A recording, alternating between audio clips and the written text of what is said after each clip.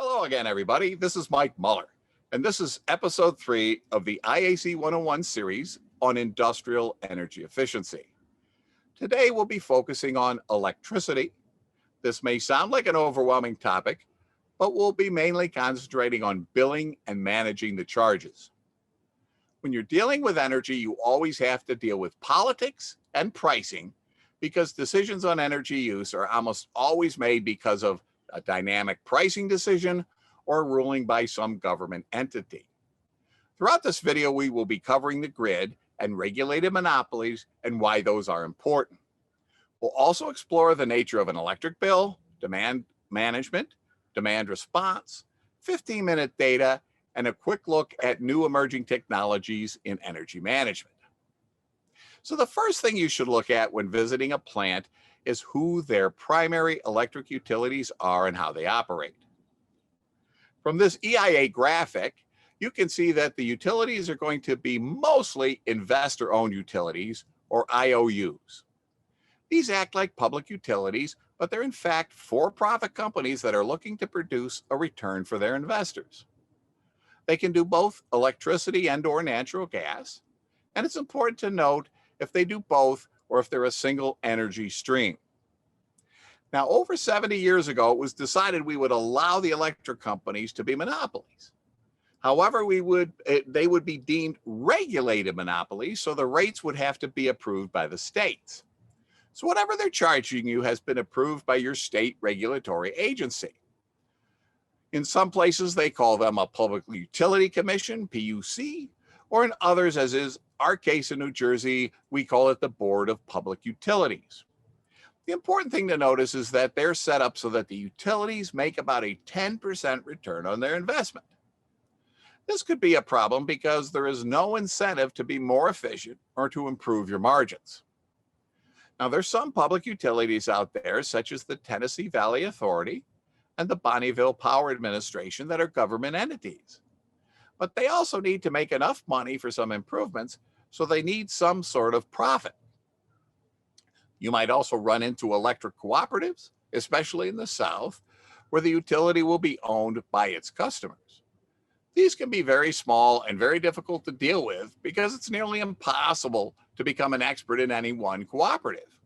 If you go 10 miles one way or the other, you're now in a new cooperative zone. Finally, you could also possibly be buying your power independently. Many states with deregulation allow you to buy your electricity directly from a power producer, otherwise known as a non-utility generator or an independent power producer, IPP. This is a good idea if you can get a good deal. Sometimes you have to sign a long-term contract, though, and that may cause you to pause. They're independent and have to market their services and compete. You would know if you had an IPP agreement and whether you are getting your power from an independent power producer by just looking at your monthly energy bill. Now, no matter the type of utility, they will all send you a monthly electric bill. Depending on the rate structure you're on, they can be rather elaborate. Here's a typical bill with all the various entries. And you would think it's supposed to be informative, but no matter how long you look at it, none of it is going to make any sense. To better understand, I recommend breaking this down into 3 particular categories. The first has to do with electricity consumption. This is kilowatt hours and assorted fees based on those kilowatt hours. The next is demand. That has to do with the peak electricity that you consume within a 15-minute period during the month, anytime during the month. The electric utility must have that standby capacity for peaks. But when you're not using that electricity, then they have no one to sell it to. Lastly, you have administrative charges. These could be large or small, so keep an eye on those as well. Now, consumption is the energy consumed in kilowatt hours. This should be simple, but is often presented in a complicated manner. To break it down, start with what rate or tariff structure you're being billed under. This should be present somewhere at the top of the bill. The electric rate is the price you pay per unit of electricity to your energy utility. The tariff, or rate structure, is the combination of rates and additional charges that determine how your electricity bill is calculated. Are you in the right schedule? Generally, utilities will not tell you if you're in a more expensive one than needed. It's something we see relatively often. It's why we sometimes recommend plants go from one rate to another to save some money. If your utility has a representative assigned to you, they can help you navigate this discussion. Now, here's an example of one of those tariffs I'm referring to, and this is not an easy read. As you can see, it's 189 pages, and some of the dullest pages you'll ever look at.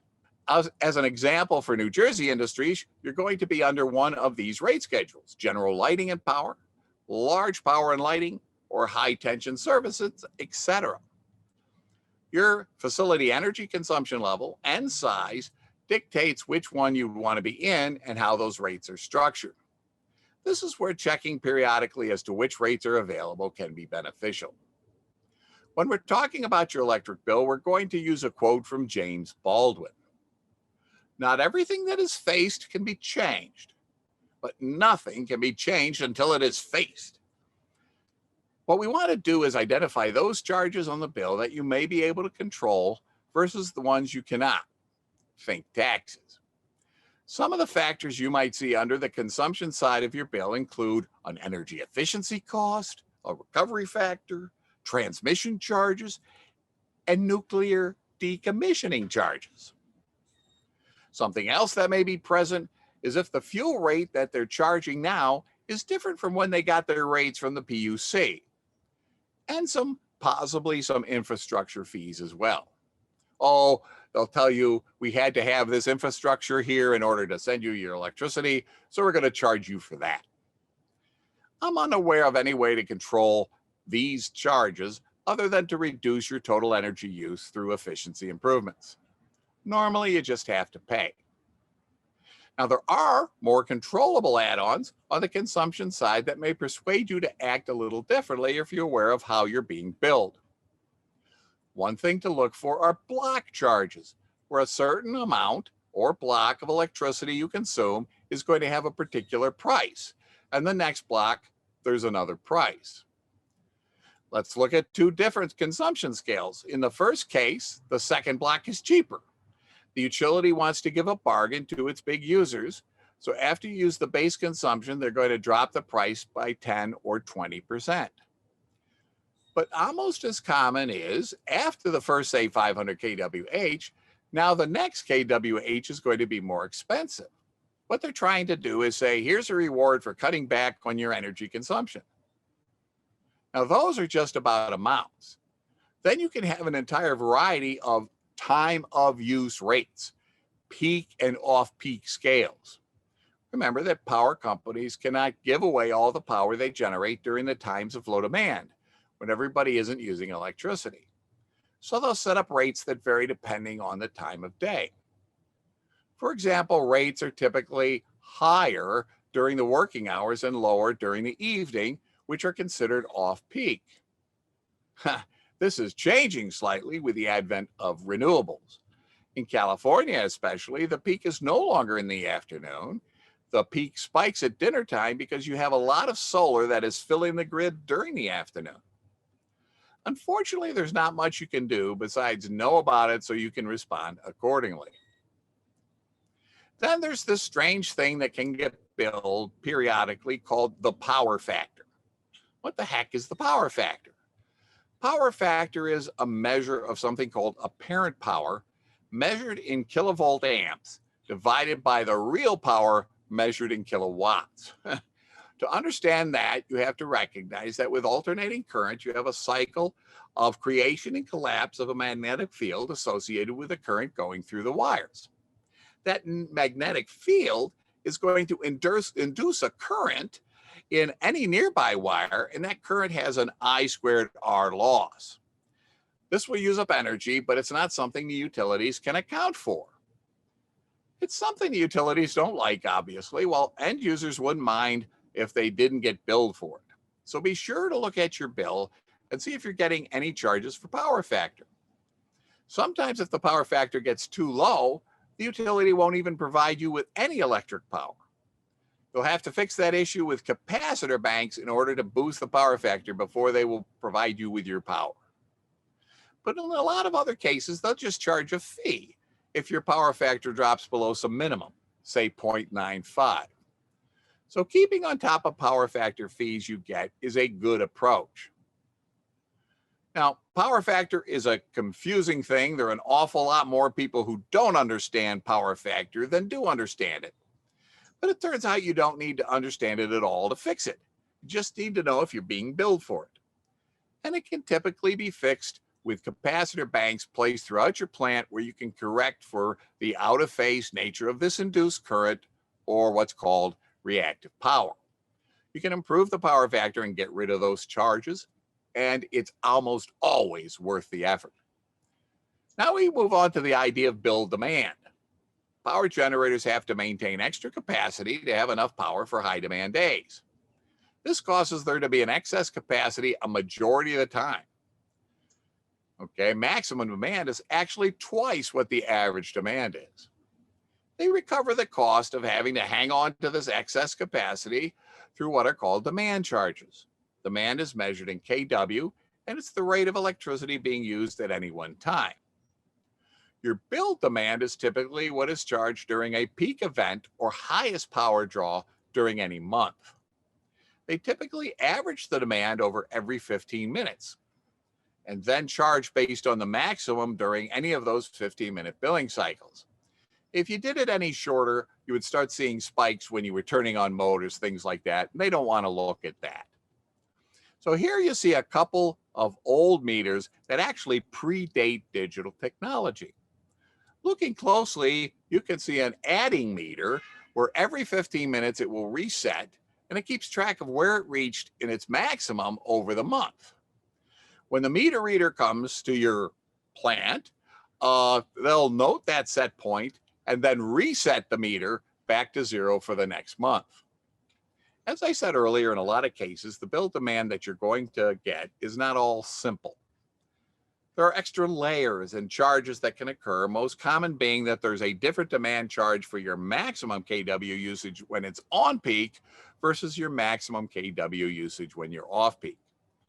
Off-peak charges can be a tenth the cost of the on-peak. However, there are exceptions to this.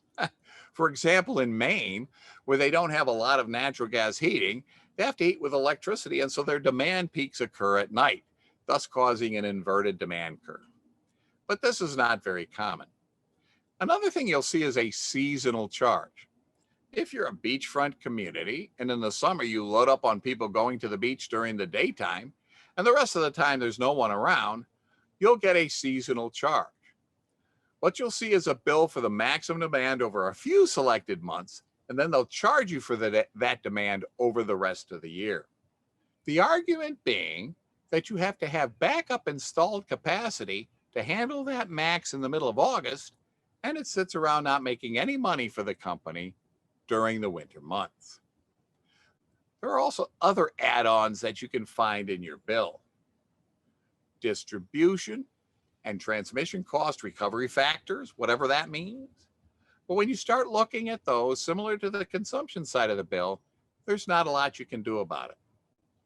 Another little trick that's often played is that power factor fees can get inlaid into demand charges. For example, if you're charged for demand on kVA or kilovolt amperes instead of kW, that means that the charge embeds the fee for power factor right into it. So if you have a bad power factor, you're going to be billed for more than the kW you're using. Yikes! You don't want to be doing that. You should compare your kW to your kVA, and if it's not the same, go get that fixed. Here's a graphic from an NREL study from 2017 showing demand charge levels around the country.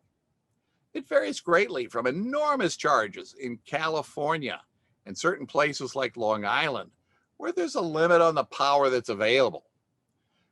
And it almost costs nothing in places like the heart of Texas, and it's pretty easy to see why that's the case. Another important thing to look at is when the maximum demand charge looks like in comparison to the consumption cost. Let's say there's a demand charge of $20 per kW. How much do you pay for a kWh? Do you pay 16 cents, 10 cents, 8 cents? It varies wildly. And it's not at all rare to find a case where your consumption charges are less than your demand charges. So now let's turn to some actions or projects which factories can undertake to manage their energy bills. Maybe we can shift some demand from higher to lower rates. For single shift plants, because they don't have the nighttime to allow consumption to sort of dilute the demand charges, they can have crushingly high demand charges. But if I shift demand, let's say from the afternoon to the evening, I can see direct cost savings, if not energy savings. But here's a little known fact. What is also happening is I'm allowing the power companies and generators to use more efficient equipment. In the middle of the afternoon, when they need all their equipment to meet demand, they have to use what we affectionately call all of their smokers and wheezers, the power plants that are very inefficient. So if you shift demand, you can literally save energy as well as money for the company. There are a variety of projects one could undertake to manage demand by evaluating which operations can move and which can't. The first set of strategies we would put under the category of scheduling changes. It can be as simple as rescheduling extra activities that don't need to happen in the middle of the afternoon. For example, if you're charging battery-operated forklifts that are recharging during the day, you can set those to be off during peak times and only charge the forklifts during off-peak hours. Another example we find is that during the making of plastic parts, for example, you generate a lot of scrap. And you can regrind the scrap and reuse it. And that's a wonderful thing. But if you're using that regrinder in the middle of the afternoon, that's a lot of power on some rather big motors that you could easily shift to later in the day. Another thing you can do is try and reschedule your plant. We've made recommendations from 1 or 2 shift operations to a 4-day, 24-hour system. You can accomplish this by moving some aspects to nighttime from the daytime. There's a plant that implemented this successfully in Delaware. There was a very expensive 1-month seasonal ratchet charge there for one afternoon in summer. And so what they found was their workers were just as happy to come in at night when it was cooler, just for that summer month where the charges were so large. This saved them a substantial amount of money. Keep in mind, when you start moving operations around, you have to remember that supervisors don't like to work at night. So you're going to have to figure out a way to bring in supervisors and security and all those things that you need at nighttime. Now, another class of demand reduction recommendations we look at is generating electricity locally instead of using the grid. This is far more common in other countries than the US in terms of my experience. But the process follows that you buy electric generators to run only during peak times. However, in today's world, there are solar-powered systems and battery banks which would allow you to use your solar power during those peak times. Remember that if it's very cloudy one day, you may lose all of the demand savings by using the grid once. So you do need to have some other power system. Right now, these hybrid systems are hard to justify on a dollar basis, especially when you're not paying a high energy and demand cost. But we do see them getting installed because it looks very green to the public, and people like to do it for the public relations impact.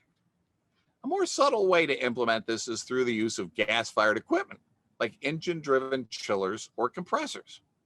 These are available to work several hours a day during peak times, and you don't need as many permits to run these things as you would to run a backup generator, which we'll talk about next.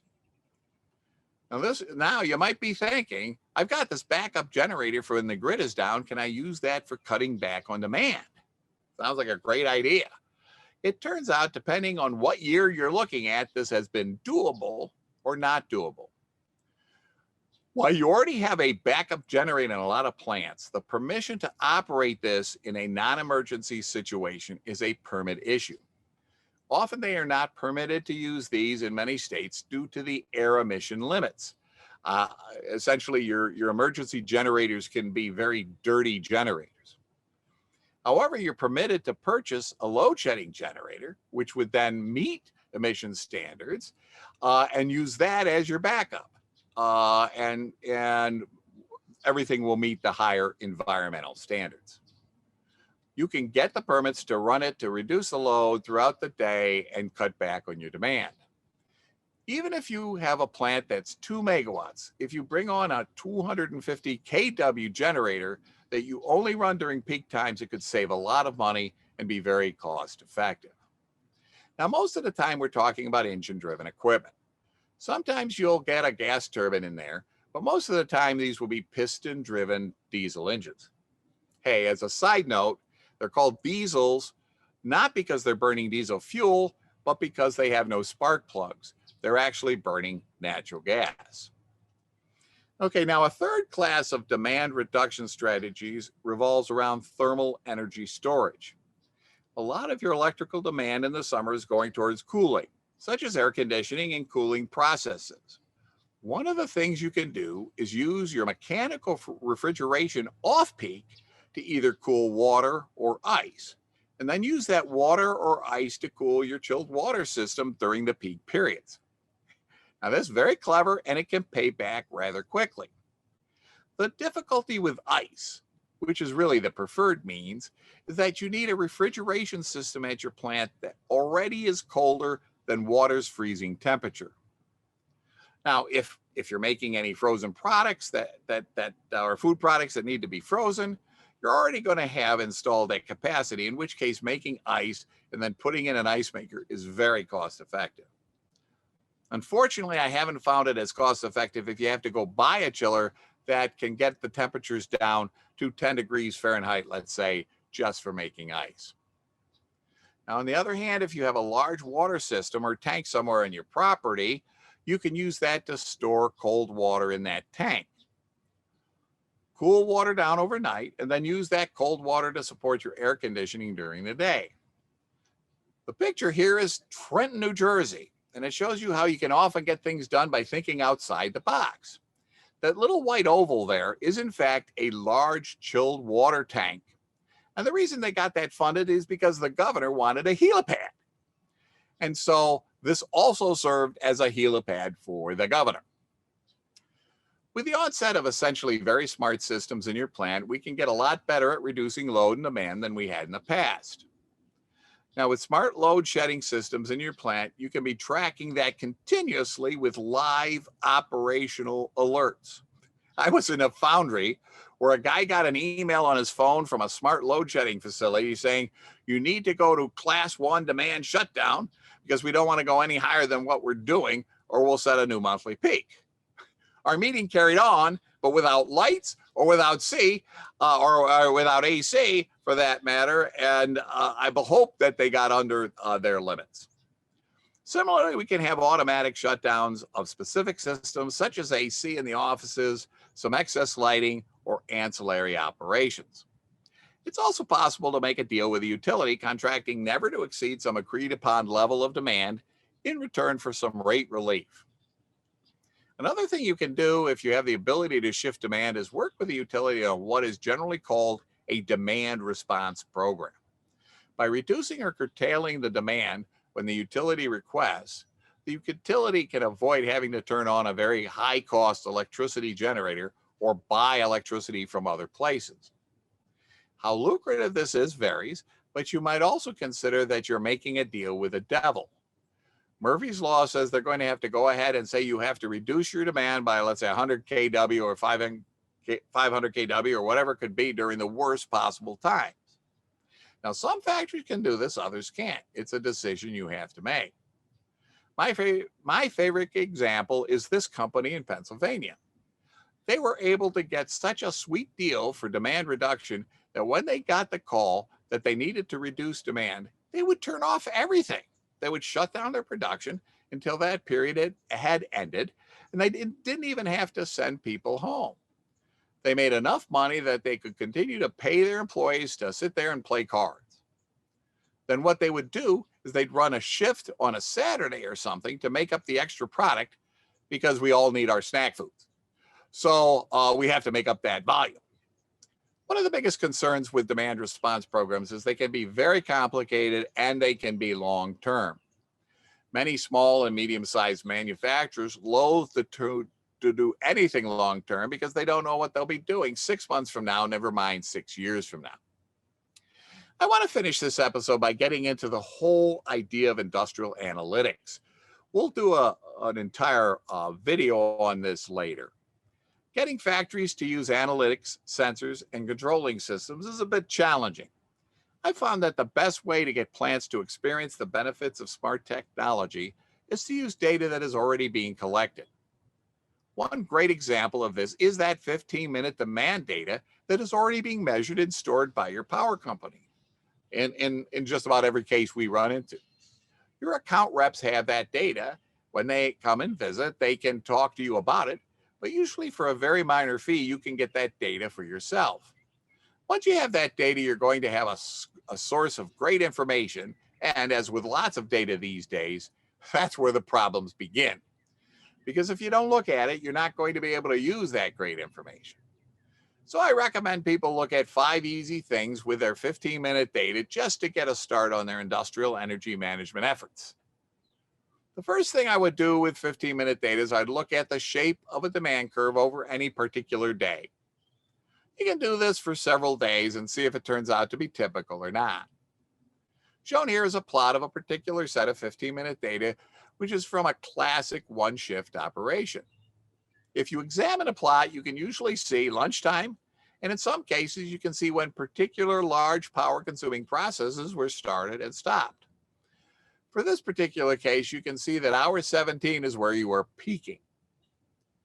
On the next plot, we expand the time scale a little bit. Here we're looking at a 2-week period, and you can see on some days you don't cross 2,000 kW or 2 megawatts, and on other days you're going past 2,500.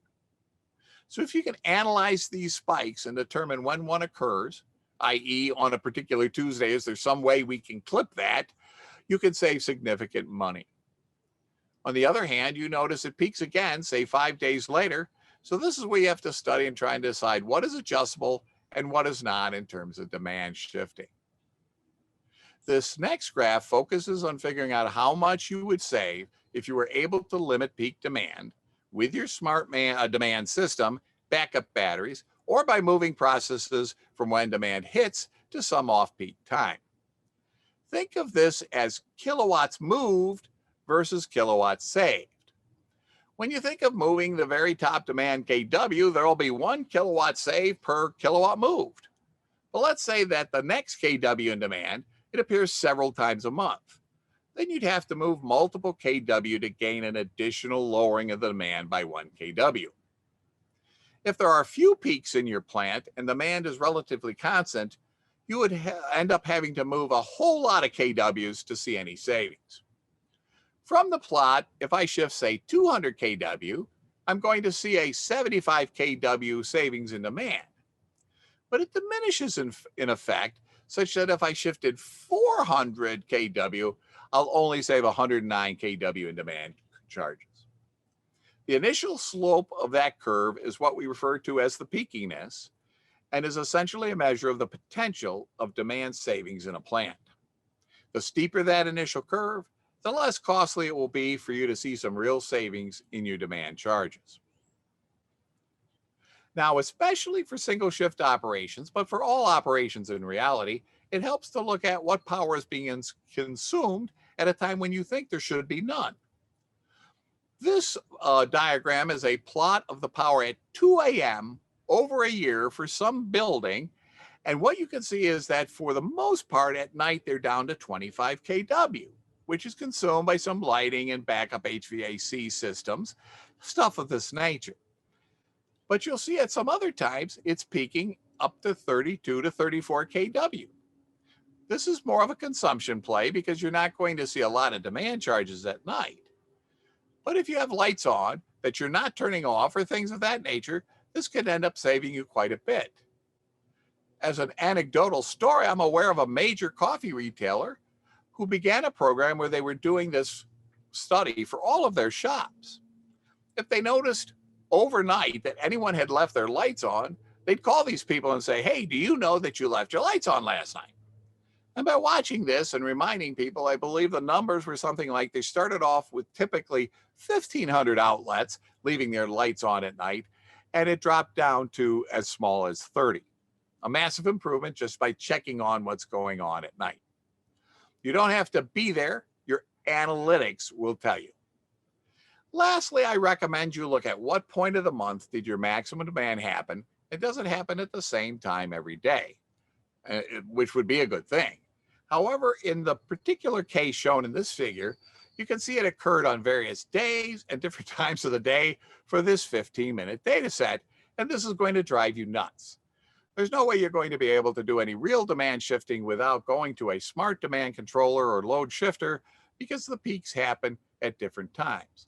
So just moving a process out of the lunch hour or going or out of 2 in the afternoon isn't going to help. Finally, if you're looking at newer trends, there are a couple of things to take note of. Remember in the beginning, we were talking about regulated monopolies, and a lot of states are now trying to deregulate and allow outsiders in. The argument's been made that it's not fair competition because if your utility has been serving you for 30 years, why would you stop buying from a utility and start using the new guy? So in some cases, there's a penalty added to your electric bill for continuing to use your utility. And if this starts to become substantial, you may very seriously want to consider a third-party provider. The other thing that's happening is an emphasis on decarbonization to remove the amount of fossil fuels being used, especially in industry. If you're able to replace your fossil fuel heating with electric heat, there are some legitimate savings to be found. Here's a case where you're having a lot of savings associated with not having natural gas in your plant. But it does say here that as soon as you have natural gas present, these wave charges are again reassigned. Now, if you're heating metal rather than heating something else, metal can be heated by induction. You'd be very wise to consider checking into whether there are any incentives for decarbonization. Okay, sort of wordy, but that's a very brief look at electric bills and managing your electric costs without actually walking into a plant or worrying about how efficient your motors are, or what's the coefficient of performance of your chiller. And we cover that in other episodes. The main point to take away is to realize that actually looking at your bills and analyzing them for these factors we talked about in this episode can help you save some real money. That's it for now. We'll see you on another episode of IAC 101. Until then, this is Mike Muller signing off. Boom. Take care.